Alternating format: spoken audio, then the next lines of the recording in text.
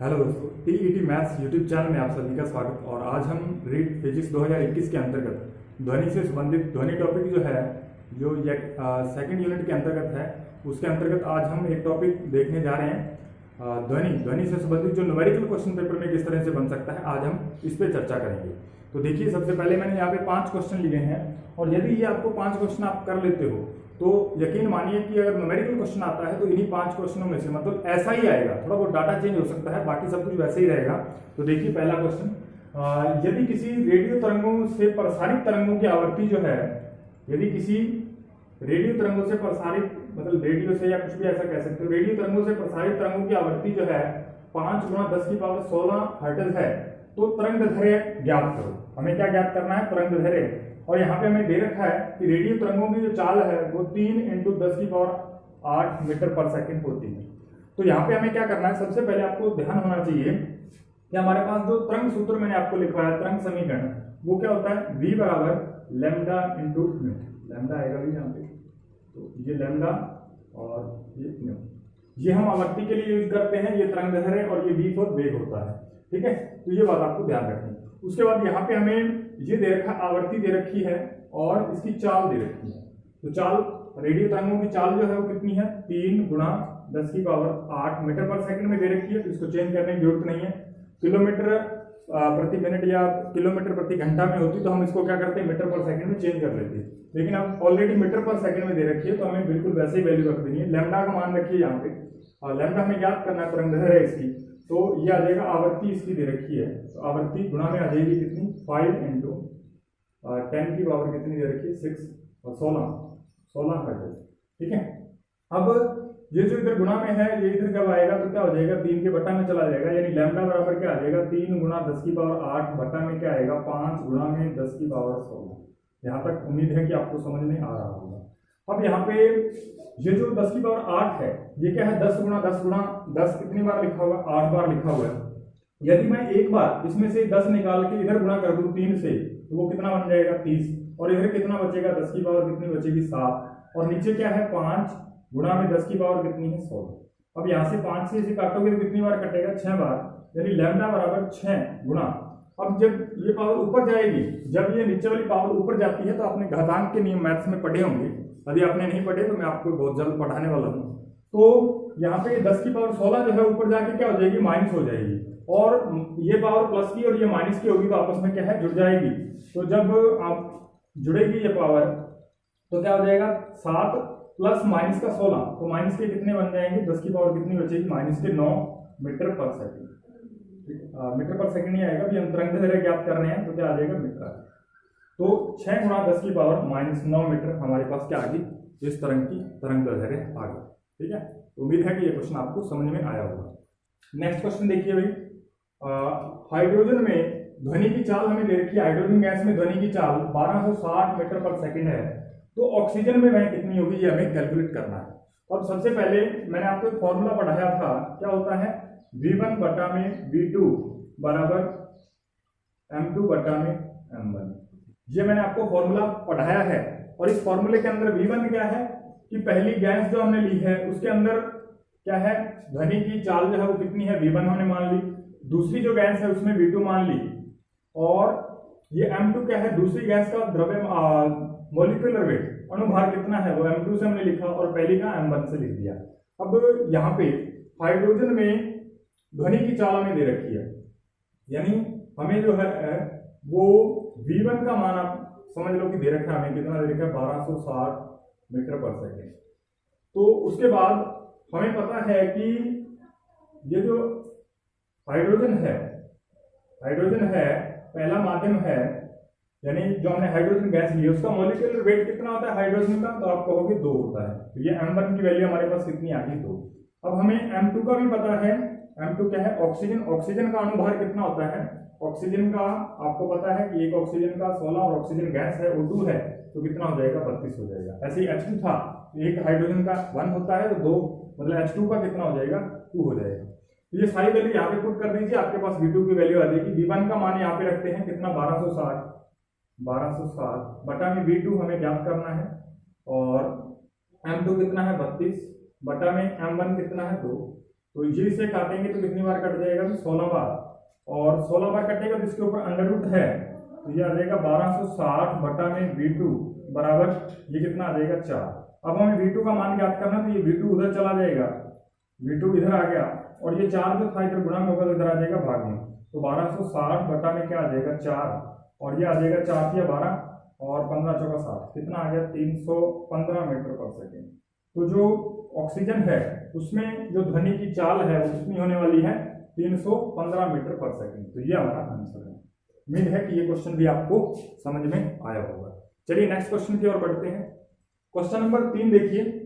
Question number 3 क्या कह रहा है कि किसी ध्वनि तरंग की आवृत्ति, यहाँ पे दोबारा लिख दिया आवृत्ति, किसी ध्वनि तरंग की आवृत्ति जो है वो कितनी है, 4 किलोहर्ट्ज है, और उसकी तरंग दैर्ध्य लैम्डा बराबर 17.5 सेंटीमीटर है, और यह 3.5 किलोमीटर की दूरी चलने में कितना समय लेगी, ये हमें ज्ञात करना है। तो यहाँ से आपसे क्या है, वेग भी पूछ सकता था, क्योंकि हमें पहले वेग कैलकुलेट करना पड़ेगा, फिर ही हमारे पास क्या आएगी, दूरी आएगी। तो सबसे पहले यहाँ पे हम वेग कैलकुलेट करते हैं। हमें दे रखा है आवृत्ति, आवृत्ति मतलब म्यू की वैल्यू हमें दे रखी है कितनी, 4 किलोहर्ट्ज, और आप जानते हो 1 किलोहर्ट्ज में कितने होते हैं हर्ट्ज, तो 1000 हर्ट्ज होता है, तो 4 में कितने हो जाएंगे, 4000 हर्ट्ज। तो क्योंकि हमें इसे हर्ट्ज में चेंज कर लेना होता है, और लैम्डा की वैल्यू हमें दे रखी है 17.5 सेंटीमीटर, इसे हम मीटर में चेंज करेंगे तो 100 से भाग लगा देंगे तो कितना आ जाएगा 0.175 मीटर। ठीक है भाई, ये आ गया। अब हमें दूरी दे रखी है, और हमें यदि चाल का पता हो तो हम क्या निकाल सकते हैं, समय निकाल सकते हैं, कितना समय लगा उसमें। क्योंकि यदि हम समय ज्ञात करेंगे तो क्या होता है, दूरी बटा में चाल होता है, तो चाल हमें कैलकुलेट करनी पड़ेगी, और चाल के लिए v बराबर क्या होता है, लैम्डा इंटू म्यू, ये होता है। v की हमें वैल्यू निकालनी है, v बराबर लैम्डा का मान हमें दे रखा है 0.175 इंटू कितना आ जाएगा भी, आवृत्ति उसकी दे रखी है 4000 हर्ट्ज, तो ये आ जाएगा हमारे पास v बराबर, जब ये पॉइंट हटाएंगे तो बटा में क्या आएगा, 3 जीरो आएंगे, और ये 3 जीरो से ये 3 जीरो कट गई, और 175 को 4 से गुणा करेंगे तो 4 पंजा 20, और 7 चौका 28, और 2 30, और 4 एकम 4, यानी कितना आ गया 700 मीटर पर सेकेंड।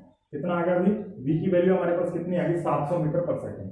अब हमें क्या निकालना है, समय, हमें t कैलकुलेट करना है, तो t बराबर क्या होता है, दूरी बटा में वेग, ठीक है, दूरी बटा में 4 d/v।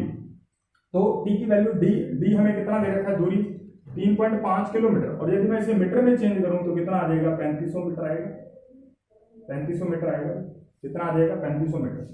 ठीक है, तो अब यहाँ पे हमें बटा में क्या करना पड़ेगा, v हमने ज्ञात कर रखा है 700 मीटर पर सेकेंड, 700 मीटर पर सेकेंड, ये मीटर है भाई, और ये 2 जीरो से 2 जीरो कटेंगे, 7 एकम 7, 7 पंजे 35, तो कितना आ गया भाई, t की वैल्यू हमारे पास कितना आ गई, 5 सेकेंड।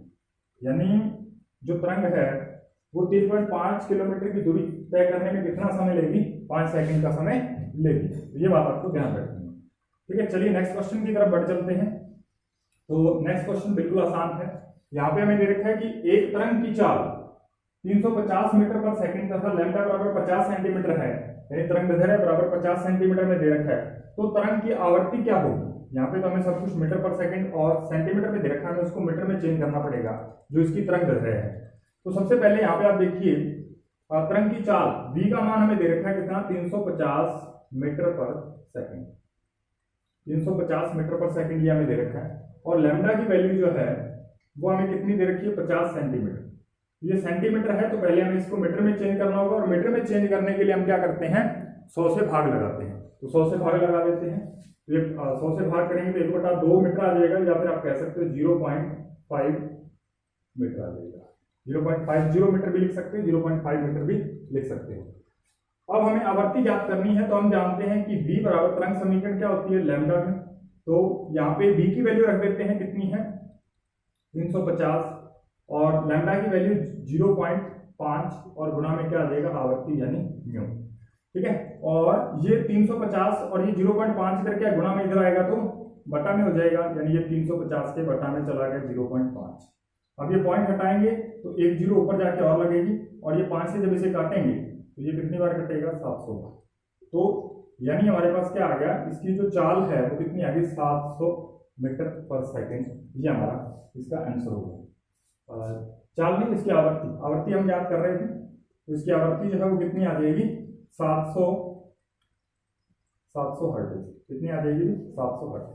ये बात आपको ध्यान रखनी है, आवर्ती इसकी कितनी आ गई 700 हर्ट्ज। तो ये हमारे इस सवाल का आंसर है। तो next question number 5, last question. और यदि आप पांचों ही क्वेश्चन कर लेते हो तो मुझे नहीं लगता कि इससे और भी कुछ डिफिकल्ट पूछा जा सकता है। तो पांचवा क्वेश्चन क्या कहता है कि यदि किसी माध्यम में ध्वनि की चाल 350 मीटर पर सेकंड है, यदि ताप को 2 डिग्री सेंटीग्रेड 2 डिग्री सेल्सियस या सेंटीग्रेड बढ़ा दिया जाए तो ध्वनि की चाल क्या होगी, नई ध्वनि की चाल क्या होगी, वो हमें ज्ञात करना है। तो सबसे पहले हमें क्या दे रखा है, ध्वनि की चाल कितनी है 350 मीटर पर सेकंड, ये हमें ध्वनि की चाल दे रखी है।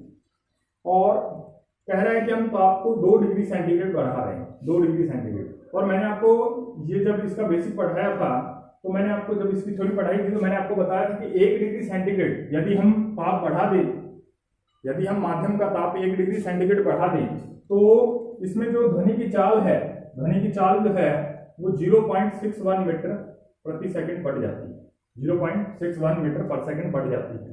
तो यहाँ पे 2 डिग्री सेंटीग्रेड बढ़ाया है तो इसको हम 2 से गुणा कर लेंगे, क्योंकि 1 डिग्री सेंटीग्रेड बढ़ाने पे 0.61, तो 2 डिग्री सेंटीग्रेड बढ़ाएंगे तो इसको 2 से गुणा, और ये आ जाएगा 2, और ये 6 दूनी 12 और 1 13, यानी कितना आ जाएगा 13 नहीं आएगा, 12 ही आएगा। तो ये कितना आ जाएगा 1.22 मीटर पर सेकंड।